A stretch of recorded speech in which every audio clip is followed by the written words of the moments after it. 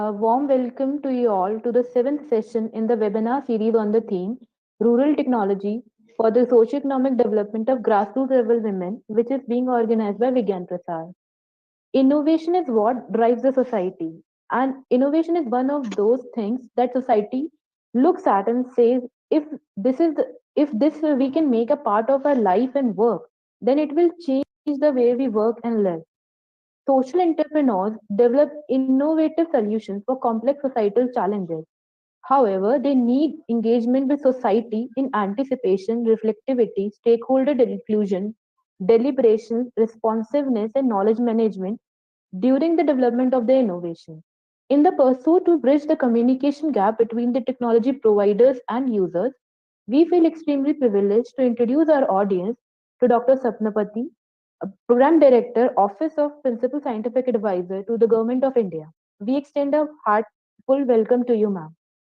We also welcome the large group of scientists, researchers, industry, and academic personnel, and all other people who are joining this webinar through YouTube and Facebook, where it is being broadcasted live.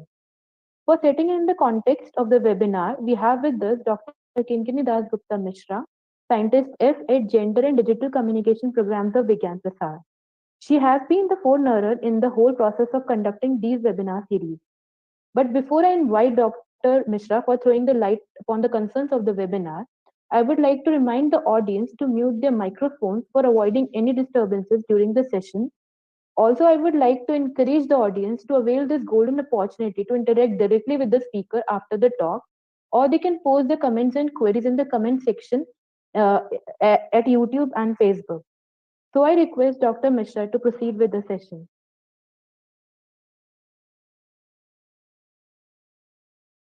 Ma'am, you are muted.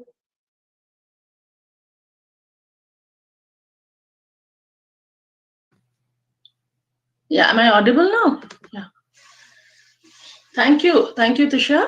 A warm welcome to all the experts, participants to today's webinar and season's greetings to you all. As Tusha has given mention in her introduction about innovation drives the societies all over the world are facing major developmental challenges, uh, such as climate change, socioeconomic inequalities, raising the basic quality of the education, the inequalities, and the improving infrastructure. Scientific communities take it on themselves to develop innovative solutions for such societal challenges. This problem solving role of science and technology, along with bringing in the new developments, is recognized by governments who therefore stimulate the innovation and research, especially in times of general retrenchment. The ability to generate scientific and technological knowledge and translate it into new products and processes is a key instrument for economic growth and development of any community. Yet we see that the science and technology and the society's capacity to produce it is unequally distributed. The ministries and the departments under the ministries and the government of India have tried to create a platform for social entrepreneurship to stimulate the scientific and technological based problem solving approach in society. And moreover, the academic and industrial communities also participate with increasing interest, with the result that the current state of scientific social responsibility is progressing and it is moving to from infancy and towards the mature stage. Even though the scientific social responsibility has found its space in this social ecosystem, yet there are many gaps in implementation and resource planning. So the major efforts have been focused predominantly in defining, conceptualizing, and describing the phenomena of scientific social responsibility. However, the need of the hour is to implement and explore how industry and academia can be engaged to develop their innovations to provide more sustainable social solutions, mainly at the grassroots level. And with this, in light of this, Vigyan Prasar has initiated a webinar series to bring the group of country's brightest minds to effectively guide the grassroots innovators and the technology coordinators through an interactive discussion on this platform.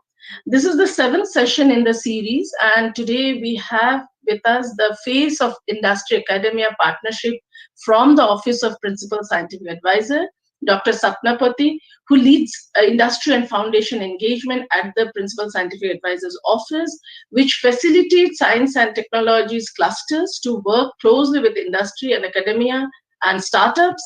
And it aims to ensure capacity building of MSME sector and provide scientific solutions for societal development. A warm welcome to you, ma'am. And we are really honored and privileged to have you with us today. And today, ma'am is going to speak on innovations and research in the areas of social development. Thank you for sparing your time, and we'll be really honored to listen to you, and and I hope there'll be a lively interaction at the end of your talk. And to give a brief, the brief biography of Dr. Sapna Poti, she is deputed to the Principal Scientific Advisor's Office, Government of India, from Indian Institute of Technology, Madras. Her primary role as a program director is to promote scientific R&D and innovations for social impact and to address industry problems through industry, foundations, and government channels. This includes engaging science and technology institutes and entire startup ecosystem to meet national missions and national priorities, including COVID-19, doubling the farmers' income, Make in India, water mission, waste management mission, etc.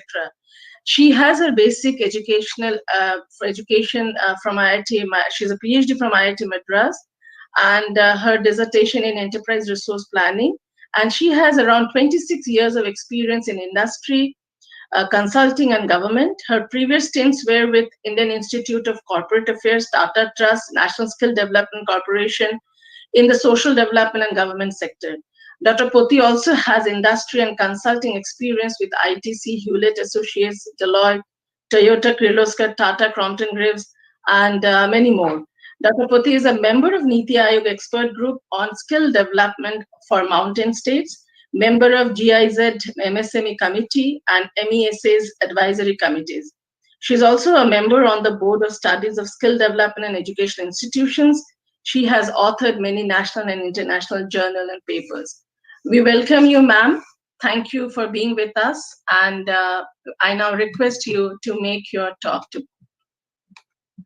Thank you. And I'm really sorry that I'm not able to come on video for some strange reason. I did try to get in through the laptop, but I think it's a problem. But anyway, that's okay. So let's move on.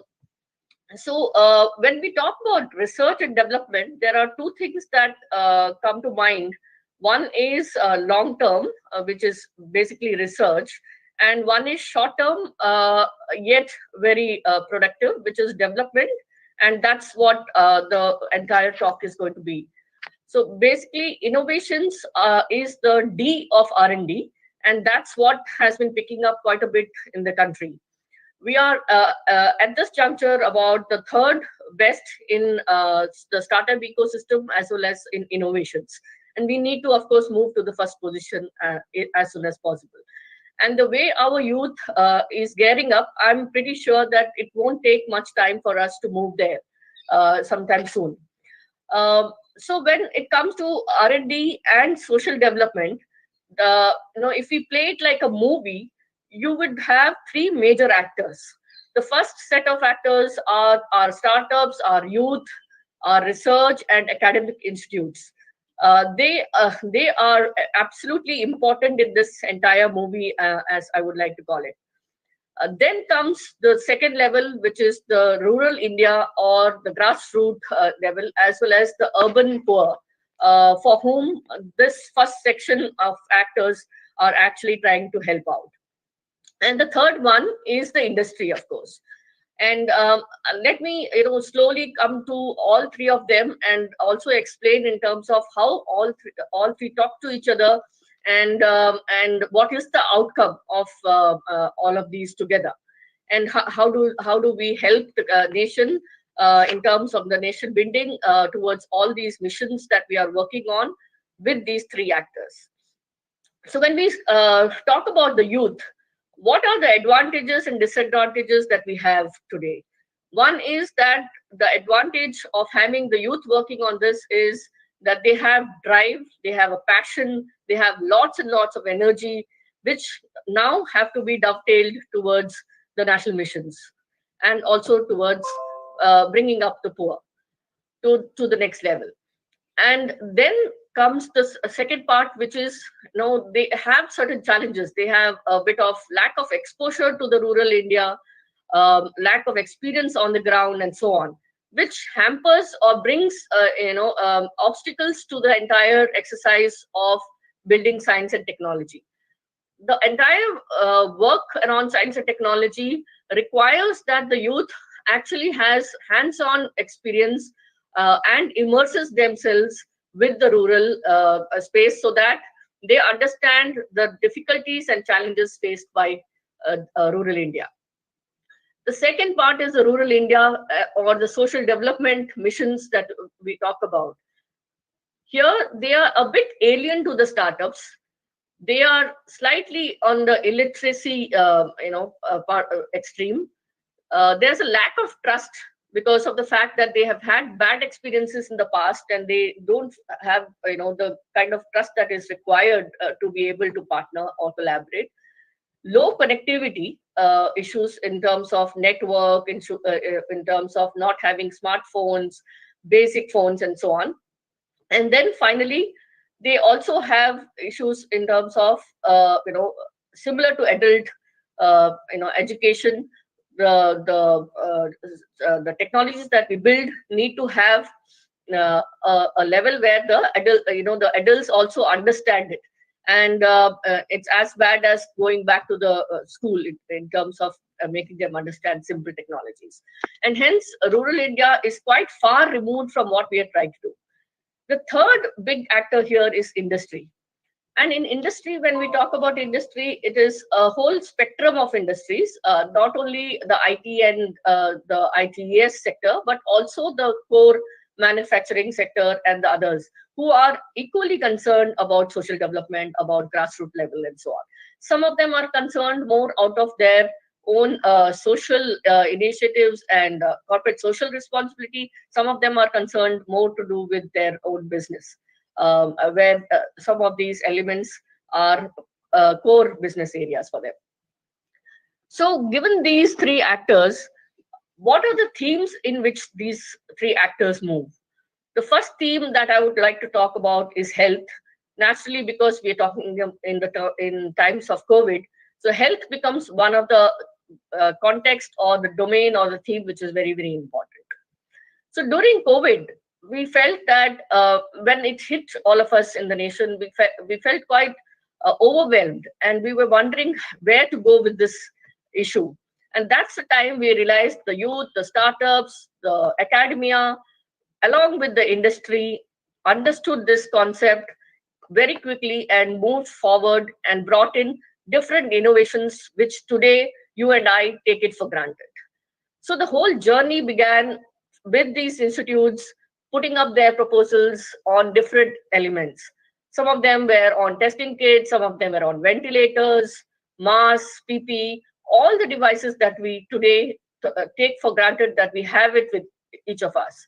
But it all happened because these startups, because of these research institutes and the faculty members who took interest in understanding the problem, who put up the entire value chain on what is required, and which was basically taken to the industry.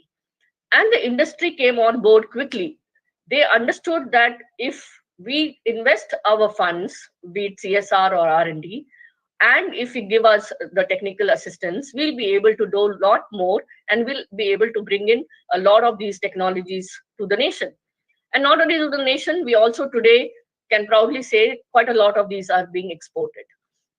So this is one, actual problem statement which was solved during this last 10 months or so. Similarly, we will now be working on vaccination. And vaccination is not a simple subject to address here, but I will touch upon a couple of things that we think that the industry will have to come forward, and the startups and academic institutes, research institutes will need to work with us on this.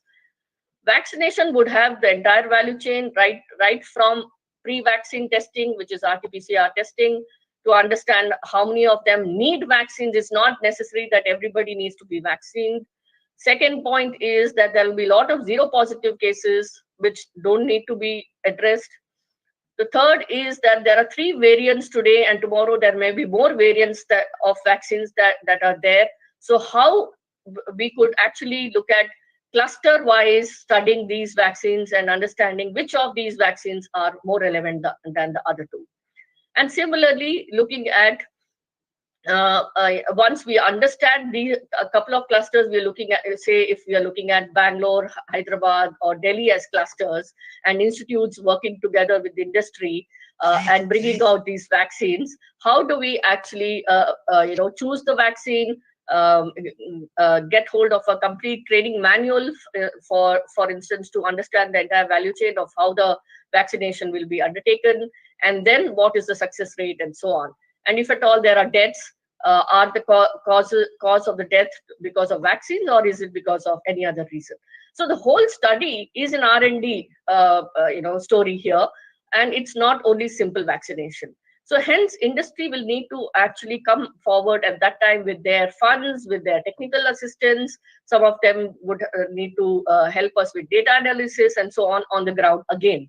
So this is the second phase that we are looking at in health, where industry, academia, research institutes, startups, and our citizens work together. In this case, we might have some of the community building exercises, or some of the non-NGOs who would also be working with us during vaccination period. So why I brought this, both of these examples, is because of the fact that in future, if we want to work together, this would be something that historically has helped us, and we've got cases in point here which will historically be useful for us going forward as well as in future. Next big part of after health would be agriculture. Again, in agriculture, it's a very tricky situation, because many of our startups and academia are in sophisticated labs. Based in those labs, it's very, very difficult for them to actually understand what kind of agriculture technologies are needed on the ground, what kind of weather circumstances they are with, what kind of poverty they live with, and as I said, network issues and so on. So there are 101 issues which in the lab one would not understand. So hence immersion is very, very important when it comes to agriculture. So we actually started something called a Kisan Mitra movement, where we had about 20 industry collaborators, along with we had NASCOM Foundation, IIM Bangalore, National Institute of Agriculture Marketing. So it was something like a public-private partnership, where all of them came together and said, let's do this together and see what we can offer to the agriculture or the farmers, basically. So when this happened, again, it was a complete dry landscape, and most of us were clueless on what needed to be done. Quite a few of us had not worked much in agriculture, but of course I had some experience in Naxalite areas, Jammu Kashmir, Northeast, so I had seen enough agriculture and the issues that people face and so on. So we said, okay, as science and technology community, what can we do? So we decided that let's all work together to, first of all, collate and look at taking up a stock on what are the different agriculture technologies that we have. So we built this entire digital platform with 6 phases in it. The main phase, of course, was agriculture technologies, which had small farm holding technologies, mechanization, and so on. It also had sophisticated technologies like drones. Similarly, we thought that livestock would be ancillary agri-tech that would be required. So Gates Foundation, FICCI, all of these partners of ours came together, state governments, Telangana and so on, Jharkhand, etc., came together, and we said, okay, let's have a complete stock of livestock technologies which we could offer to our farmers. Similarly, ICAR, ISER, CSIRs also had enough scientific research. So we connected with them and managed to get their scientific research on board on this entire platform, which starts from seeds to farm practices to weather and all kinds of research which are related which are very helpful to the farmers. Similarly, we thought that not only the farmers, their families, and their better halves also will need to be supported. And so we thought that let's look at something called Kala Mitra, which is actually off-farm or handloom or handicrafts and textiles kind of technologies. So today we are actually working with different startups and innovators to gather information on the technologies which are available. Now, a lot of these technologies, if you find, many of them are market ready, but quite a few are there in the labs. And hence, it was very important for us to get different players onboarded. So we got some incubators, like Social Alpha is one of the incubators that works with us. IIM Bangalore again works with us, and so on. And they source the data from Kisan Mitra, and they work with these startups. So we do not interfere in the fact that we do not recommend any particular technology. Whoever wants whatever way that they want to choose, they want to evaluate, we let them be. And the next big element here that we worked on was an app which is called an Atmanirbhar app. Now, this app is a very sophisticated one, which Tech Mahindra, along with Indian Center for Social Transformation and Merck India, has managed to put this up. And I'm happy to say that the entire project was a zero budget project, and it was voluntary by all our partners as well as voluntary individuals. We also had one of the best advisory committee that helped us during these stages. I would like to call out Mr. Nagaraja, who is quite an authority in agriculture, and Dr. Kalpana as well, and very well known in the agriculture field. So both of them have guided us through and through in this entire exercise. So in the app, what we did was we found that there are different ministries and departments, government departments, who have individual databases which are not talking to each other, and these databases do have very relevant information and advisory inputs, but some of them go to some of the startups do have access to these databases, but quite a few do not have access to the entire spectrum of them. So we decided, let's request ISRO, Meteorological Department, Ministry of Statistics, Jal Ministry, Ministry of Agriculture, and so on, to provide their databases to us. So we dipped into each of these databases to the aspects which are relevant to the farmers, which is moisture, weather, soil, pests, and so on. And we managed to utilize the services of some of the ICAR experts, agriculture experts, who helped us to simplify this entire language so that the farmers understand them. And then we provided the same to the last mile farmers. So today, the PSA's office is working on the Play Store account where this app will be housed, and then the farmers will be able to access this information without any cost. So similarly, as I talked about health and agriculture, there are very different aspects in both these areas that one needs to work on. However, I'm just going to be dwelling on what actions we have taken from the office, so that this is more oriented towards actions taken rather than just delivering a talk. So the third element that we're looking at is WASH. We have collaborations with Toilet Board Coalition. We have collaborations with their members, with Smart Water of Indian Express, and also Gates Foundation. And we're looking at how we could build certain centers of excellence which work on these areas. And again, things like sludge management, water sensors, which are low cost, and especially for rural India. This is very essential because the villagers should be able to buy these water sensors off the shelf. So the entire spectrum of WASH is being addressed here. And we are looking at not only innovations and R&D, but we are also looking at proof of concept. So we are looking at partners like IRAM, which is very well known in this field. And they have very gracefully given us a piece of site, a piece of land in Palakkad, near IIT Palakkad, and we'll be setting up a center of excellence over there. And hopefully Gates Foundation or Toilet Board Coalition will be helping us set this entire thing up. The whole idea is to take it to the proof of concept stage and then request one of the line ministries to study and review the entire value chain and then decide if they would like to scale it up. Similarly, we have also worked on waste to energy.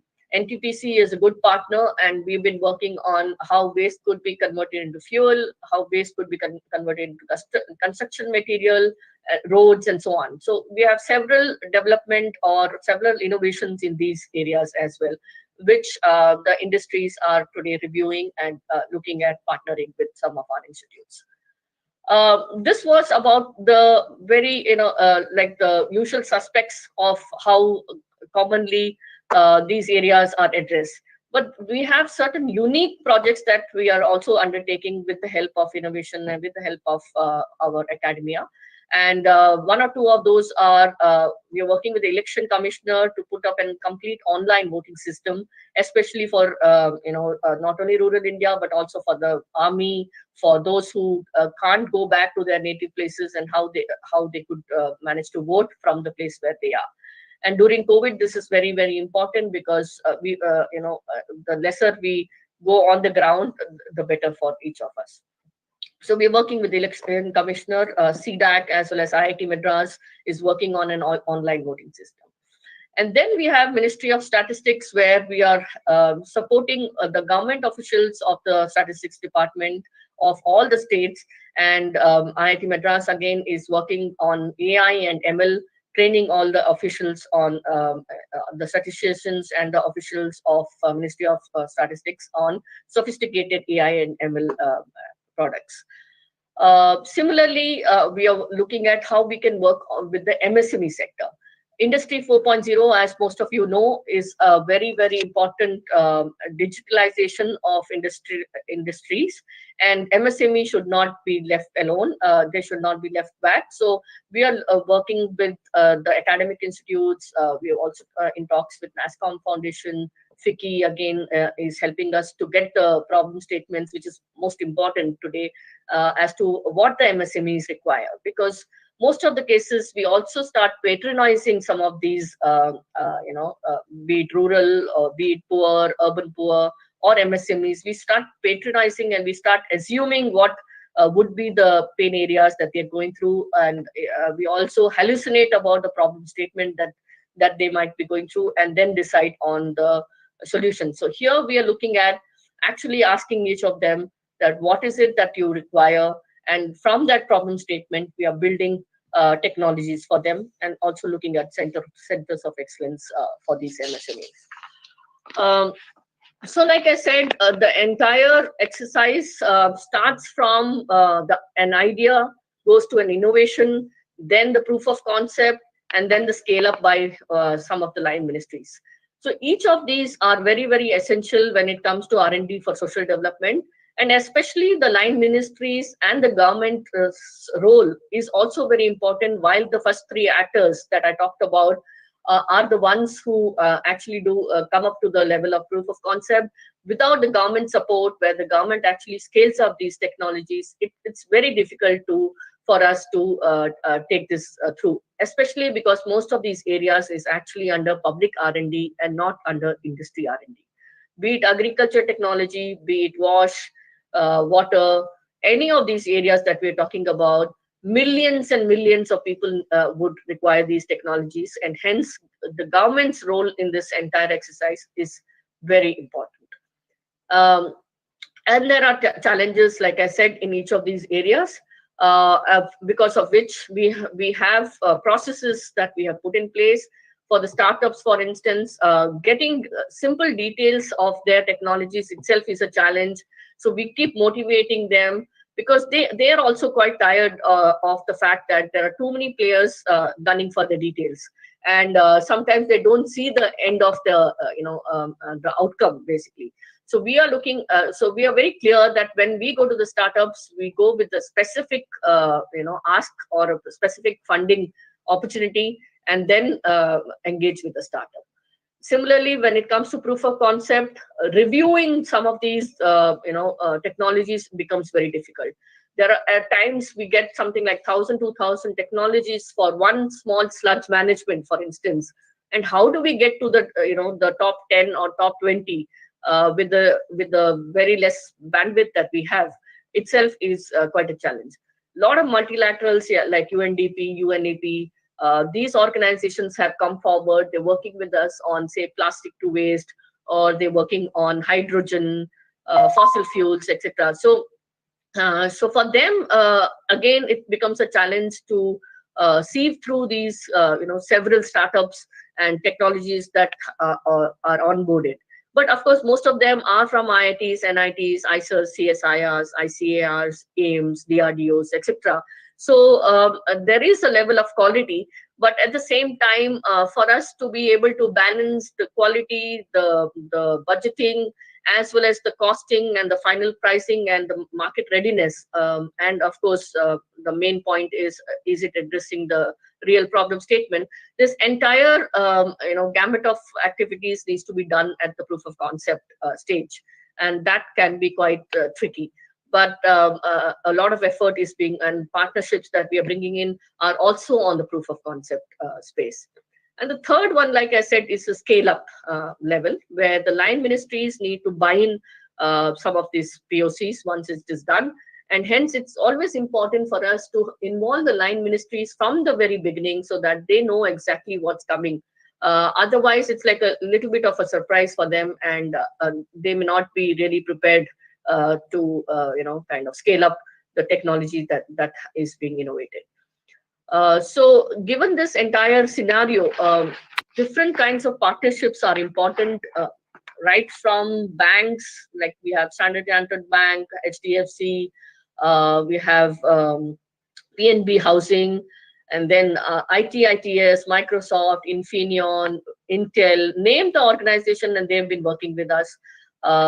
In manufacturing, again, entire spectrum of public sector units have been interested. They have shared with us different innovation challenges that they would like to mentor, fund, and take through. Many of them also involve us from the beginning to actually articulate the entire challenge, look at the different missions and so on, and so forth. So also organizations which are well-intentioned, non-government organizations, like you have TIE, Bangalore, Delhi, etc. You have Toilet Board Coalition, as I mentioned. These are people who have come together, and they're trying to address some of these issues that the nation is facing.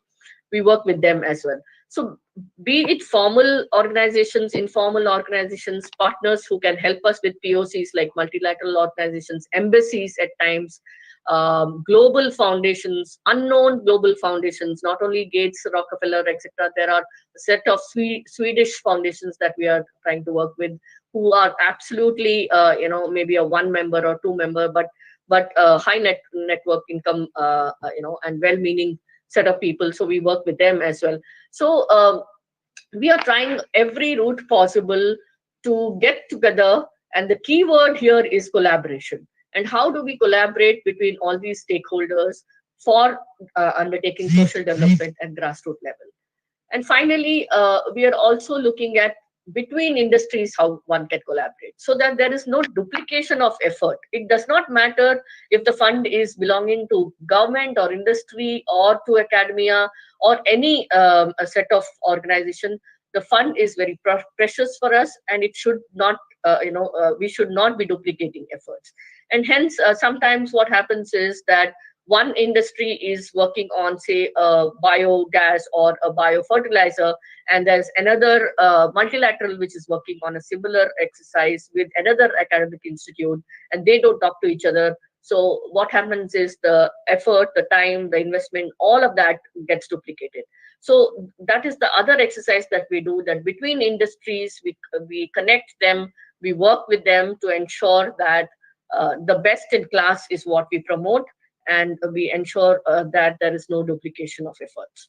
So this is the kind of work that we have been doing, and hopefully we'll also be working on this in future. The last concept that I wanted to bring in here is the cluster concept. Principal Scientific Advisor, Professor Vijay Raghavan, has been working very hard on this entire cluster movement. He's a strong believer of collaborations, and we felt that there are a lot of assets, be it faculty members, knowledge assets, or software or hardware assets that are there in some of the centers of excellence of different institutes. So, how do these institutes work together? And is it necessary for us to again have the same set of centers of excellence in other institutes, or can we dip into one center of excellence and look at working in a collaborative manner? It could be mathematicians working with mechanical engineers, or it could be chemical engineers working with biosciences people, and so on. So it doesn't really matter as long as science and technologies come together and solve some of these issues along with our startups. It really doesn't matter that what is your domain expertise. After all, the intention should be very, very clear, and collaboration is the only way. Healthy competition is, it's absolutely fine, but myopic thinking is something that we would not like to encourage. And hence, this cluster formation is something that we are looking at very seriously, where we have a couple of clusters already defined. We have Bangalore cluster, where we have Indian Institute of Science, NCBS, CCAM, IIIT, and IIT Madras as one of the clusters. We have Hyderabad cluster, where we have MCMB, TIF, RICH, and so on. And then similarly, we have Bombay and Pune.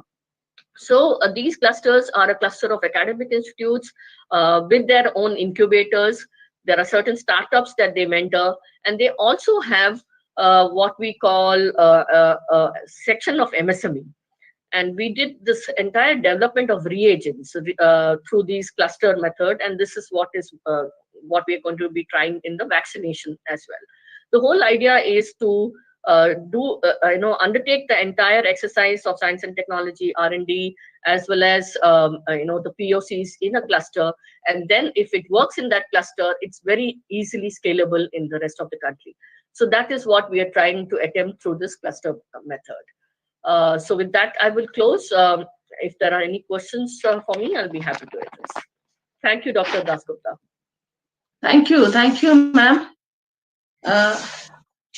This was really extremely informative and useful for the listeners of further taking it up. Thank you so much. So the key word of your entire talk, the live talk, is collaboration and connection. So I think this has given us the enormous opportunity to know all about the initiatives taken up by you in the Office of Principal Scientific Advisor and in different sectors, and which require further collaboration, scaling up, and strengthening, and various other opportunities. So I invite the audience present here, and many participants are there on our social media, Facebook and YouTube channel too. So to really interact with ma'am and understand better and explore the kind of collaboration and support can be envisaged. And we at Vigyan Prasar, ma'am, I would like to tell you that we at Vigyan Prasar can be the facilitators and one of the partners in strategizing the communication framework and reaching out to different target groups and formulating collaborations with various stakeholders. And I think we have that expertise, and we can help you, and we can provide the necessary support and in reaching out to the different stakeholders and the clusters that you have been mentioning.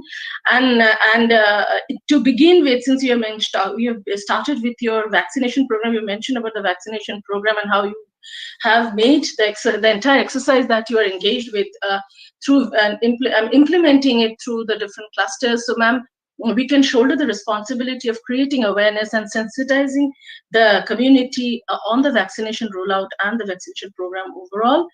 And I would like to mention that you were also part of one of the discussions and the deliberation that we had. We did one exercise called Science Society Setu for Atmanirbhar Bharat, which was actually the program of the Department of Science and Technology. And that is one initiative of DST, and that can be one of the platforms for enhancing such collaborations, and where we have identified hundreds of technologies which are in different stages of development, and more than 100 knowledge organizations and domain experts. and they're working in different fields, and they're across the country. And so Vigyan Prasar can enable you in connecting with this group and DST for fanning out these initiatives, ma'am. That's from my side, and I request the audience. I think there are a few questions, Tusha. Would you like to take them, which we have received on other platforms? So you Yes, can ma'am, we have ask, ma'am. received. Yeah, we have received many questions from different platforms. But if anyone present here on this platform would like to Yeah. interact with ma'am directly, then we'll encourage that firstly. So anyone from here would like to, or should I continue with the questions from different platforms? Yeah. I think Ketki ma'am wants to say something. Yeah. So congratulations.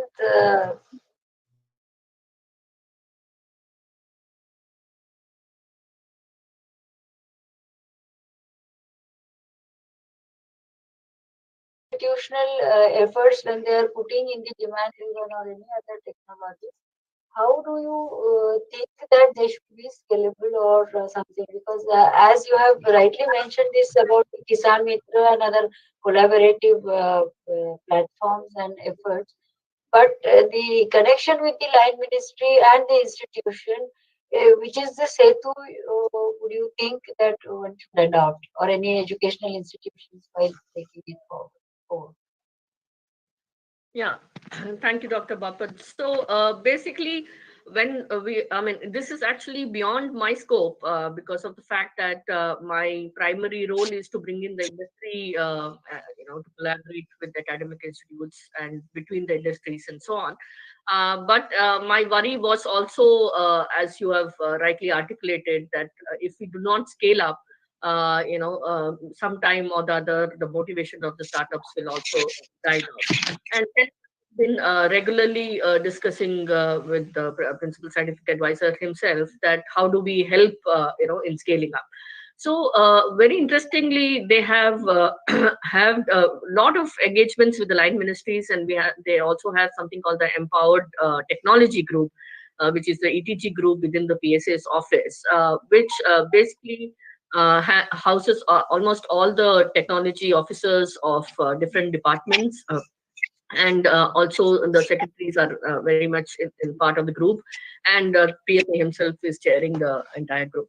So here they would be looking at the proof of concept which has been undertaken with the help of industry, as well as otherwise also, and very regularly a stock taking exercise is being undertaken, which provides these details and feeds it into the ETG, and then the group members decide, and the line ministry decides on which technology to scale up. Similarly, apart from this channel, I'm also working closely with some of the ministries and departments separately. For instance, railways is something that I'm working on, where we are looking at smart railway stations, and it so happens that the CEO is a Chevening fellow and an alumni, so I know him quite well. And we had requested him to look at the innovations of related to electric systems, to water and sanitation, and whatever vending machines, etc., and those which are required for a typical smart station. So those innovations which they select for one smart station will also be multiplied by about 80 or 90 railway stations. Similarly, just the other day, I have discussed that how we could look at coaches, because the travel needs to restart, and the train travel especially needs to restart, and hence all the sanitation related innovations, as well as other innovations like toilet management, water management, etc., will also need to be looked at. So hence we are working with the line ministries.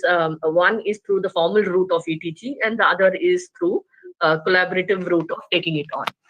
Ministry of Environment is the other area, Ministry of Steel, Ministry of Power. So we've been engaging each one of them depending on the scaling or a scalable solution that we have in hand, which we are very confident about. Thank you. Thank you. Thank you, ma'am. Thank you. Do we have more questions from here, or shall I ask questions from other platforms? Ma'am, this question is from Pramod Mishra from Facebook, and he wants to know, like, he's working on agriculture startup, which can help farmers with new technologies and scientific approach. Kindly suggest how can we get associated with you, and his project is based on different and unique ideas. Right. So, like I said, that the Kisan Mitra is an open platform and it's free for all. Nobody needs to be. You can just register yourself, log in, and it's quite a easy to use kind of a platform. He can upload all his technology details on that. He can put up the video or the pictures and so on, and also provides him access to the demand side. We have about 60 industry partners over there, and we also have farmer producing organizations, and he can connect to them directly through that platform. And we've also provided a telemedicine kind of a video conferencing that people can do, engage with each other. They can also give comments as well as remarks for improvement of the technology and so on, and also rate the technology. So he's free to do. He is free to take up the login and upload his details. Thank you, ma'am. Next question is from one of our registered participants. What are the opportunities to research and innovation for educators in teaching and training sectors as part of social development? Right. Education, like I said, similar to health and agriculture, is a big area where science and technology is quite important. There are a lot of innovations related to education, right from virtual counseling to say ease of use, visual gamification of very difficult text to easier and visual, as well as something like comics and something like where a child is able to enjoy that study and so on. So there are simplification technologies which are being used today. So education per se, a lot of it is utilized, including vernacular language, and made to use easy and user friendly education material and so on. So I think sky is the limit. There's a whole host of education technologies. Yes, we have not started any work on education technology so far, but maybe we will take it on as one of the missions. Right now, our hands are full, but slowly we will come to that, and at that time, the person can engage with us. Yeah. Next There question is is what? Yes, Tusha, before that, there is a question here on the chat box. You can see it. This is from Harsh Soni. He's saying that, good evening, ma'am. Being an undergraduate student, how can I extend my hand in nation's growth? I think Right. he can ask Director as well. He's available on the Yeah, platform. I don't know. Anyway. So ma'am can respond to that. Yes, so I think undergrads are also working as volunteers in many of the centers of excellence of these institutes which are working with us. So they form a team within the under the faculty, and the faculty, of course, is the primary PI. But many of these students are working along with them. But yes, I mean, there's a huge strength which we have not tapped in terms of volunteers, from this entire undergraduate section and population. But they will need to go through the institute route right now, because we do not really have the bandwidth to garner the strength of undergraduates right now directly. But of course, they can do it via the institutes. And also, many of our challenges we open up, it's open for anybody to kind of participate. It's not necessary that the person has to be a graduate or a postgraduate. The innovation is more important for us than who's innovating. Yes, please. Ma'am, next question is, what are the scope of the biogas production in large quantities using cooperative cultures in rural areas? Sorry, what is the? What is the scope of biogas production in large quantities using cooperative cultures in rural areas? So, I mean, be it cooperative or not, biogas as such has a lot of scope. I don't think it really matters if it's through a cooperative or otherwise. Yes, sir. So with this, we come to the end of the open discussion. And thank you, ma'am, for your valuable words and enlightening us with the information on how PSA has been instrumental in facilitating industry and academic partnership for the social development, and especially during this whole pandemic era, and also explaining to us how whole industry and academic partnership ecosystem works. And we will look forward to more discussions with you on the same platform or many other platforms to come. And with every discussion, we hope that we are moving towards the motive of the whole webinar series. And thank you all who joined us through different platforms. Maybe ma'am will have the last wordings. Continue, ma'am. Ma'am, you're muted. Yeah. I can see Indupuri ma'am here. May I request ma'am to have your what is your comment and views on this lecture, and would like to directly chat with Dr. Sapna Poti.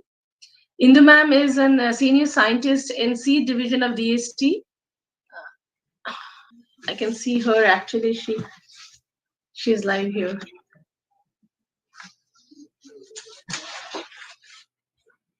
Anyway, I think she is busy. I don't know which is. She can hear us. Thank you so much, ma'am. Thank you so much, Dr. Sapna Poti. This was extremely informative and useful, and it has really made us aware about a lot of initiatives and the programs and the opportunities that actually can be taken up and can be done and need to be done. And in different sectors, you've talked about the three major sectors of health, agriculture, and innovation. And so I'm sure this has given a lot of this requires further more discussions and ideation and the opportunities how to collaborate and connect with all these initiatives and in the different stages, in the different in the different layers of reaching out to the final community, to the at the grassroots level, and also aligning with the Atmanirbhar Bharat. Thank you so much, ma'am. And I'm sure that the Atmanirbhar app that you have mentioned, which will be available on Google Play Store or on the Android as well as on the iOS, is it already available, ma'am? Can it be accessed by the general audience, general public? So like I mentioned, the Play Store account is being opened up with NIC. And then once that is launched, the app is ready and it's updated, but it's just that we are waiting for the Play Store account. Okay, fine. So they can get to know more about this on the PS's website, sir, on the Office of PS's website. Will this information available? Yes, so one is that they can get to know on the portal. We'll also be having an e-learning module on the app itself, so that it's easier for them to go through. And also it will be tweeted and launched formally by the PSA himself. Okay, fine. So thank you, ma'am. Thank you, participants and the listeners who have joined us today. So we now close the session. We wind up here and wish you a very happy new year and prosperous and healthy 2021. Thank you so much.